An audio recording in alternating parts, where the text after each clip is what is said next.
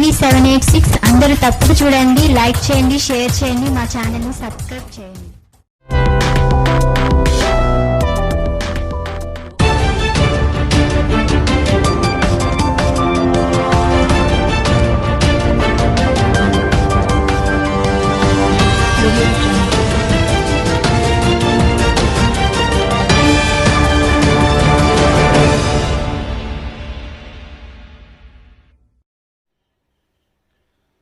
ప్రజాసేవ social media టీవీ786 ఛానల్కి స్వాగతం.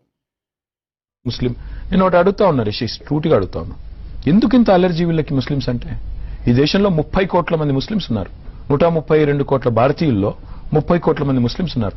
ముస్లింల మీద ఇంత కోపం, ఇంత ద్వేషం పెంచితే ఈ దేశానికి లాభమా నష్టమా? ముస్లింల మీద ఇంత ఒక ఎజెండా ప్రకారం, ఒక ఒక ఒక ఒక ఒక ఒక పన్నాగం ప్రకారం ఇంత ద్వేషాన్ని మన యువత మనసులో నింపితే, దానివల్ల అనర్థాలు జరిగితే ఎవరండి బాధ్యులు? ఈరోజు చూస్తున్నాం సిరియాలో ఏం జరుగుతుంది, ఇంకో చోట ఏం జరుగుతుంది. చూడండి, దేశం అటువైపు పోవాలనుకుంటున్నారా? ఇది 4 సీట్లు 4 ఓట్లు ప్రజలు ఆశీర్వదిస్తే ఎవరైనా, ఇప్పుడు అప్పుడప్పుడు వానపాము కూడా నాగుపాము అవుతుంది. అంతేగాని ఈ రకమైన చిల్లర రాజకీయాలతో దేశం నష్టపోతే, మన దేశం ఏం పెద్ద అమెరికా కాదు, లేకపోతే యూరప్ కాదు, ఇప్పుడే ఎదుగుతున్న దేశం, కనీసం చైనా కూడా కాదు మనం. అట్లాంటప్పుడు ఈ ఎదుగుతున్న దేశంలో ఇలాంటి దిక్కుమాలిన వాదనలు తీసుకొచ్చి 30 కోట్ల మంది భారతీయులను విలన్లుగా, తీవ్రవాదులుగా, ఉగ్రవాదులుగా చూపెట్టి మన పిల్లల మనసుల్లో విషం నింపి ఏం సాధిస్తారు మీరు? ఏం చేయదలుచుకున్నారు? ఈ దేశాన్ని పూర్తి సర్వనాశనం చేసిపోతారా మీకు అప్పచెప్పినందుకు?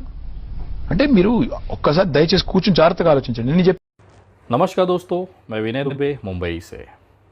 पौराणिक काल में एक पारस पत्थर का उल्लेख आता है।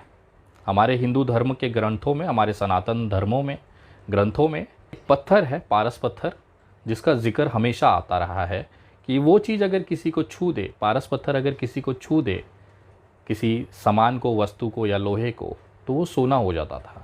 ऐसी किंवदंतियाँ और कहानियाँ पुराने ज़माने से चली आ रही हैं, सुनाई देती है, हमने बचपन में बहुत सुनी है। आज उस पारस पत्थर की खोज हो गई भारत के अंदर। आपको सुन के आश्चर्य लग रहा होगा कि विनय दुबे आज किस मुद्दे पे बात कर रहा है। जी हाँ, मैं एकदम सही मुद्दे पे हूँ और ये जानकारी आप लोगों को बताना बहुत ज़रूरी था। कल शाम मैं बैठा हुआ था तो ये पारस पत्थर का मुझे ख्याल आया। आज भारत के अंदर वो पारस पत्थर का नाम है मुसलमान। उस पारस पत्थर का नाम है इस्लाम, कुरान। जी हाँ, ये एक ऐसी चीज़ें हैं, मुसलमान एक ऐसी चीज़ हो गई है कि जो भी इस चीज़ को करीब जाएगा, जो भी इस चीज़ से उलझेगा, वो सोना हो जा रहा है। आपने देखा होगा गोधरा दंगों में जिस तरह से मुसलमानों का कत्ले आम किया गया, उसके बाद एक मुख्यमंत्री सीधे देश का प्रधानमंत्री हो जाता है, नरेंद्र दामोदर दास मोदी। जिस पार्टी में नरेंद्र दामोदर दास मोदी जी हैं, उस पार्टी का शायद ही कोई बंदा होगा जो इस मुसलमान शब्द से अछूता होगा, इस्लाम से अछूता होगा या कुरान से अछूता होगा, क्योंकि इनके लिए कुरान, इस्लाम और मुसलमान ऑक्सीजन से कम नहीं है। जिस तरह से हम ऑक्सीजन अंदर लेते हैं तो हम ज़िंदा रहते हैं, उसी तरह से देश में एक बड़ा तबका है जो बिना मुसलमानों के नाम लिए ज़िंदा रह ही नहीं सकता। और ये कौम इतनी सब्र और बरकत देती है कि एक रोड छाप गुंडा भी लोगों का हीरो बन जाता है। जिस तरह से कल दिल्ली में एक अपराधी जो इतना डरपोक था कि अपना घर बार छोड़कर भाग गया था, पहले सेशन कोर्ट में उसकी ज़मानत खारिज हुई, फिर हाई कोर्ट में मुंह के बल गिरा और वहाँ पर ज़मानत खारिज हुई। ये बंदे को लोगों ने कंधे पर बैठाकर पुलिस स्टेशन पहुँचाया। इतनी खूबसूरत तस्वीर भारत में हो ही नहीं सकती। लेकिन पता है वो आदमी को आखिर जेल क्यों जाना पड़ा? उसके पीछे भी एक शब्द था, मुसलमान। वहाँ पे जो नारे लगे थे वो किसके लिए लगे थे? मुसलमान। आज देश में एक बड़ा तबका मुसलमानों के नाम पर ज़िंदा है, उनकी भीख पे पल रहा है।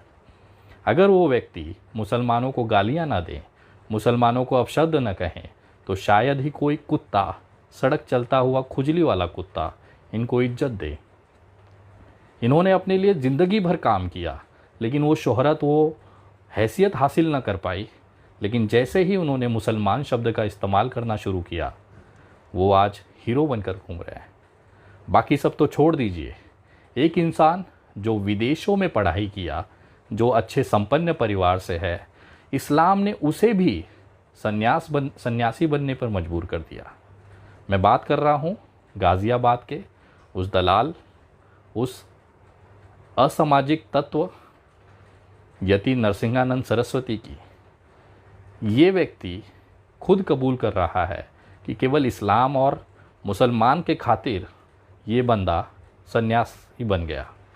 सुनिए जरा। और सन्यासी भी मैं केवल इस्लाम के जिहाद से लड़ने के लिए बना हूं, वरना सन्यासी बनने का मेरा कोई उद्देश्य इस धरती पर नहीं था। ये तो ताकत है भारत में इस्लाम, कुरान और मुसलमानों की, कि जो भी व्यक्ति मुसलमानों को या तो गरिया दे या उनके साथ हो जाए, वो हीरा हो जाता है, सोना बन जाता है। जैसे पारस पत्थर होता है कि इस कौम को अगर आपने छू दिया तो आप हीरा बन जाओगे, सोना बन जाओगे। और यही शॉर्टकट आज पूरे देश में देखा जा रहा है।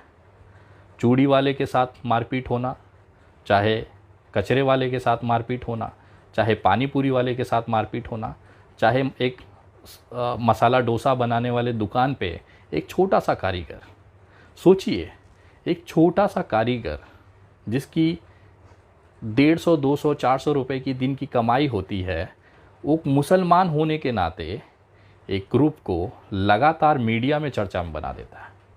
ये तो ताकत है मुसलमान और इस्लाम की, कि एक अदना सा इस्लामिक मुसलमान व्यक्ति उन हिंदू नेताओं को चमका देता है जो अपनी पूरी ज़िंदगी अपना पिछवाड़ा रगड़ देते हैं, लेकिन गली के बाहर उनकी कोई औकात नहीं होती।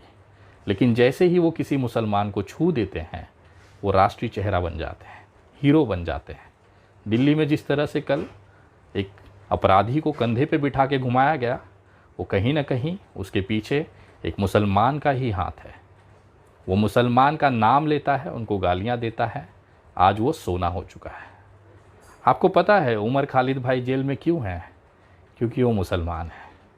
ऐसे तमाम लोग आज जेलों में बंद हैं क्योंकि वो मुसलमान हैं।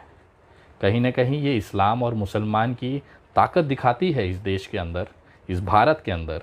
उनकी सुंदरता और उनकी सब्र दिखाती है। कितना सब झेलने के बाद भी ये कौम कभी शिकायत नहीं करती है, क्योंकि इनके कुरान में लिखा है कि सब्र रखिए, ऊपर वाला फैसला करेगा। तो कहीं ना कहीं मैं सलाम करता हूँ, सैल्यूट करता हूँ इस्लाम के मानने वालों को, हमारे देश के मुसलमानों को, कि आपकी फेंकी हुई भीख के टुकड़े पर आज इतने सारे लोग पल रहे हैं। अगर आप नहीं होते तो शायद इनको गली का कुत्ता भी ना पहचान रहा होता। एक अदना सा ठेले वाला, एक अदना सा पानी पूरी वाला भी कुछ लोगों को चमका कर हीरा बना देता है, सोना बना देता है। ये तो आप मुसलमानों की ताकत है। मैं सैल्यूट करता हूँ, मैं धन्यवाद करता हूँ कि आप हमारे देश में इसी तरह से ऐसे चमकाने के लिए, ऐसे सोने बनाने के लिए आप बने रहें। लेकिन ऊपर वाला आपके साथ हमेशा है। हम जैसे हिंदू भाई, सनातनी भाई आप लोगों के साथ हमेशा है।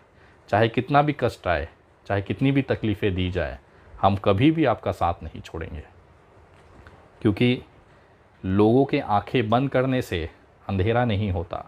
और ये जो चीज़ें लोग आज मुसलमानों को मारपीट कर रहे हैं, लिंचिंग कर रहे हैं, उनको गालियां दे रहे हैं, इसका फ़ैसला बहुत जल्द ऊपर वाला करेगा। क्योंकि इनके नहीं चाहने से सूर्योदय नहीं होगा, ऐसा नहीं है। आज अंधेरा है, भोर हो चुकी है, अगले कुछ पलों में सूर्योदय होगा।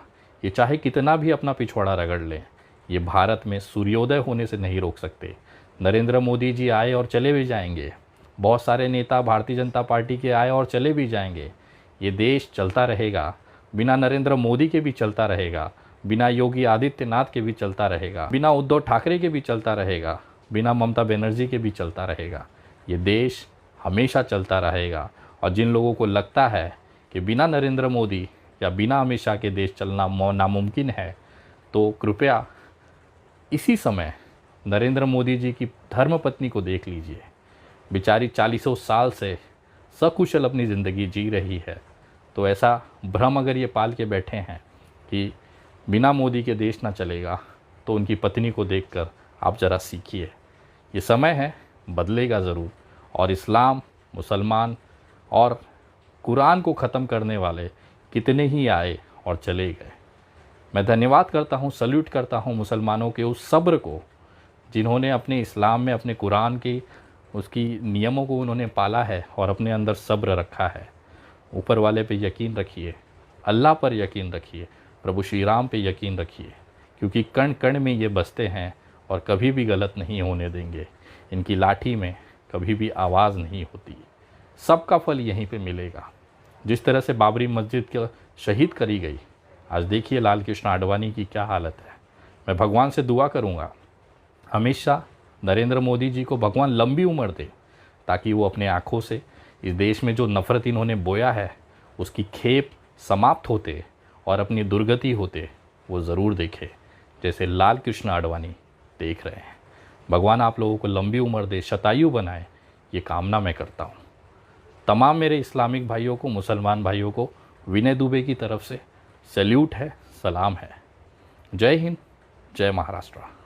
అమ్మ ఫర్నిచర్ మాల్ వారి మహా డిస్కౌంట్ సేల్ మీ ఇంటి ఫర్నిచర్ అలంకరణలో మా భాగస్వామ్యానికి 18 వసంతాలు మరెవ్వరికీ వీలు కాని నిజమైన డిస్కౌంట్ ధరలతో ఫర్నిచర్ ఇప్పుడు 0% వడ్డీతో బజాజ్ ఫైనాన్స్ ద్వారా మీ అమ్మ ఫర్నిచర్ మాల్ లో. అంతేకాకుండా బజాజ్ ఫైనాన్స్ ద్వారా మీ పాత ఫర్నిచర్ ను ఇచ్చి కొత్త ఫర్నిచర్ ఎక్స్చేంజ్ చేసుకునే అవకాశం. 100% వారంటీ. మీ ఇంటి హుందాతనాన్ని పెంచే అధునాతనమైన furniture models, double cot sofa set, dining table, dressing table, wall unit, kids furniture, office furniture, ఇంకా ఎన్నో 1000కి పైగా మోడల్స్ మీ అమ్మ ఫర్నిచర్ మాల్ లో. First branch mini bypass road, millennium substation దగ్గర Nellore. Second branch Raghava cine complex road, Vijayamahal gate.